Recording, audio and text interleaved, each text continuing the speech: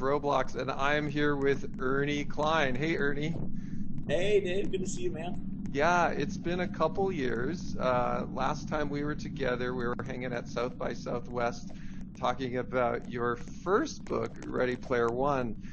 But today it's Ready Player Two, and we're celebrating the publication in the U.S. and the U.K. I think it's safe to say this is probably the most highly anticipated fiction book of 2020. It's clearly on track to be a massive hit. I've read it. I'm blown away. It's worth it. It's worth the wait. I'm excited for people to finally get to read it. With Ready Player 2, we're going to see a lot of great stuff. There's another quest. There's some technical advancements that Halliday left for Wade that could change a lot of things. We've got a lot of action. I think, it's not just the future of the Oasis, it's even a bigger future at stake. Because you're a visionary and you're thinking about VR all the time, I think there may be even hints and advancements there. So there's a lot in this thing coming.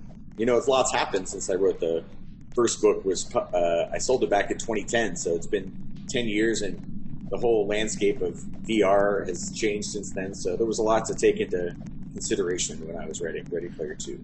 The event we did on Roblox in 2018 had 13 million people participate. Yeah. I think it's fair to say this is going to be even bigger. That first Roblox event was amazing, and I heard about it from people all around the world were excited about it. And my eldest daughter, had been playing Roblox for years, so it was really exciting to have Ready Player One take over her favorite game for a while and have her compete in the contest. I warned her she couldn't win, which disappointed her, but she still had fun participating. Yeah, I think when we talked at South by Southwest, you hinted a little about your daughter. I'm flattered to hear she's hanging on Roblox in the midst of all that's going on right now. So thank you for sharing that with us. It's been a huge boon for, I think, kids everywhere. Just because it's like the Oasis. It's the closest thing to the Oasis that kids have right now. And just being able to jump in to Roblox whenever they get bored and be with their friends and spend time together in a virtual space has been really therapeutic. So you guys are doing good work.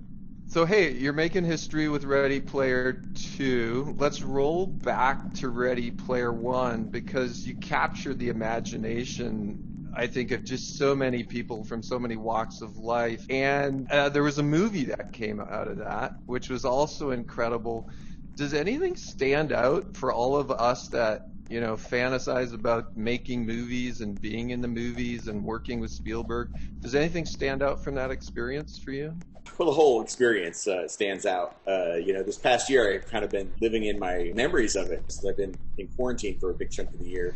I've spent a lot of time thinking about what a great year 2018 was and how it just exceeded all my expectations. Really what you imagine making a movie with Steven Spielberg is it's really like that. It's like a dream come true, and I got to see so many things that were in my book, brought to life, including the stacks, like this idea of stacked trailers that I built in my imagination ended up getting built for real. So that stands out to me. I remember driving towards Leavesden Studio in London and seeing the stacks on the skyline for real, and engineers had built this thing that I had just imagined. When you have this in your imagination and then all of a sudden you see it in the movie in real life, how does that feel? Was it at the point of your imagination, beyond your imagination? Like, how do the two line up there? Well, in my imagination, I don't drill down into all the minute details the way that they do when they make a movie. You have to dress the sets and imagine everything. So I could walk up into any one of these stacks of trailers and go into any trailer, and the whole trailer, looked like somebody lived there. And people were living there. For the few days that we were shooting in the stacks, it was filled with extras who were all, dressed like it was 2045. It was just incredible. It was really a surreal experience. It felt like a dream kind of the whole time I was there. So even looking back on it now, I have to remind myself that all really happened. I know from last time we talked, you're a big Spielberg fan. If we move out of science fiction into non-science fiction movies, he's got a huge collection there as well. Is there anything that pops out to you like an old favorite of yours? Out of his non-science fiction films, I would say Jaws is probably my all-time That movie, I remember seeing it and being scared in the movie theater with my parents. Yeah, Uh, everyone was. Yeah. was there anything in that movie that you thought like stuck out to you? Favorite line? Anything from it? You're gonna need a bigger boat is the Yeah. line that I always quote all the time. Whenever the tools at hand are not sufficient, that's the quote that I always draw upon. Now that we're getting into Ready Player 2, in a way, you've kind of contributed a bit to the advancement of VR. And is there any way you can think about how you've seen this pan out in almost real life? For us, in the midst of COVID, like I mentioned, we've seen the virtual birthday parties, people trying to connect, younger people trying to figure out how to, work at a distance even. Have you seen any of this come true in your life? Well, yeah, I mean, everything happens. Even the news anchors and every host of late night television. Everybody's having to do everything from home, virtually through the internet, including my daughter who's going to school online, and then also in the evenings she'll hang out with her friends in Roblox and spend time in a virtual space there. Which reminds me, she wanted me to ask you if you could get her a unicorn. I think there's probably like hundreds of different types of unicorns, and now that well. we've opened up the UGC store on Roblox, there are probably people making unicorns. Oh, right on. So absolutely, high five to that. A lot of people now are talking about the metaverse, and we've also seen people starting to chat not just about how we work or how we learn, but how we consume entertainment, how we work together. Ultimately, I think the vision of Ready Player One and Ready Player Two, and thinking about this vision of the metaverse, is all these things we do in real life, we can start to imagine, doing in the metaverse. Have you seen any other pandemic-related things going on related to that, or any other metaverse-related advancements since you wrote Ready Player One? Yeah, a bunch. So much of what I was just imagining in Ready Player One has since come about. Like the Oculus Quest, I got a Oculus Quest, my Oculus Quest here, that I use to hang out in big screen with my friends. There's a VR app called Big Screen where you can hang out in a virtual cinema and with up to like 12 of your friends and all watch a movie together. And afterwards, when you hung out in a virtual space, you really feel like you spent time together. It's really amazing. Yeah, so we did, like the One World Together concert inside of Roblox, and there was this really interesting thing of walking around with friends, then looking up at the screen. I found myself going from in 3D screen to full screen mode back and forth, and I really like looking over to my friend next to me and like watching it together. I caught a little of that energy, which I think is what we're all hopeful that the metaverse can kind of bring. So I'm looking behind you at your vehicles. I actually have two DeLoreans hidden back here. But, so this is my garage where I come for inspiration. When I was just out of high school, I had a 1969 Pontiac Firebird, 400 cubic inch V8, 4-speed. I know DeLorean is like super favorite for you. Do you use the DeLorean? Like, how often do you drive it?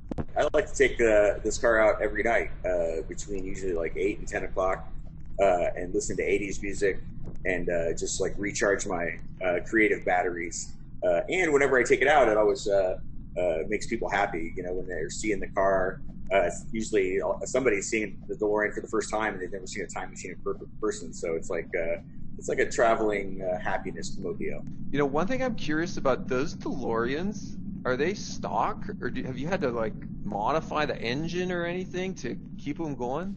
Yeah, they're all like 35 years old. They made all the DeLoreans between 81 and 82.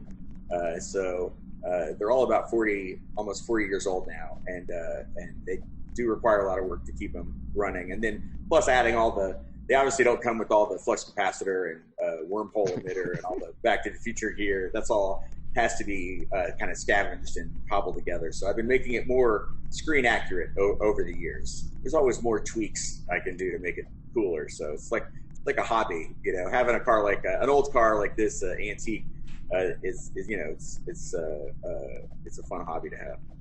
And I think, in a sense, I think those are stainless, aren't they? Like, Oh yeah, they never rust. Yeah, isn't that they like the never. Cybertruck 40 years earlier? I know. Yeah, yeah. It's the Cybertruck definitely looks like it took some inspiration from the DeLorean.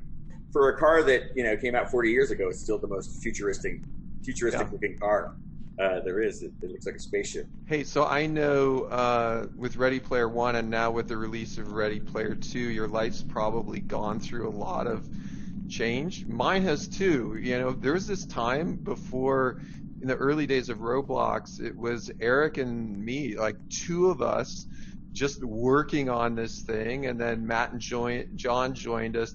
And that was very different for me. That was going in, writing code every day, quiet office. My life's completely different now, and now we have, hundreds and hundreds of great people that all work together. How about you? Like, has your life changed? My life has changed drastically. Since when I was writing Ready Player One, I was working a tech support job. I was interested in technology, but I always wanted to be a writer. But I also was interested in computers, and working tech support was a way to kind of work in a facet of what I was interested in. But it was a grueling job where I was on the phone, for 10 hours a day and helping people with their computers. And it wasn't a job that I enjoyed, but because I worked that job, a lot of elements of what I was learning about technology and helping people use computers, and also the job of being a tech support rep, that all worked its way into my novel, into Ready Player One. The way the main character works tech support in the Oasis for a while, and so that was something from my life that ended up informing the story. So even though I didn't enjoy that job at the time, and wished I was working somewhere else, now I'm grateful, that I had that job and that experience, because it worked its way into my story. It's like when I was a kid, we lived in a trailer park for a while, which was not fun. And my room was actually the tiny laundry room of the trailer, and it was just for a little while. But that was something that I put into Ready Player One. Wade sleeping in the laundry room of his trailer, and Yep. and the stacks, and all of that came from this experience in my real life, and I saw it depicted in a Steven Spielberg movie. So that's something I always like to tell aspiring writers about. Is sometimes you're doing a job in your life, or you're living somewhere that you're not happy with, but later on that could help inspire you to write the story that could change your life. So you should kind of embrace those experiences, whatever is going on in your life, and try to put that into your work. And I think there's a lot of optimism, in your books as well, around the power of imagination. And in effect, the metaverse is built on imagination. So I always take that as a very optimistic thing for all of us that are trying to create, whether it's music or 3D or imagery. Hey, and then riffing on Ready Player Two. So the number seven's kind of relevant, and of course we're not in spoiler zone here.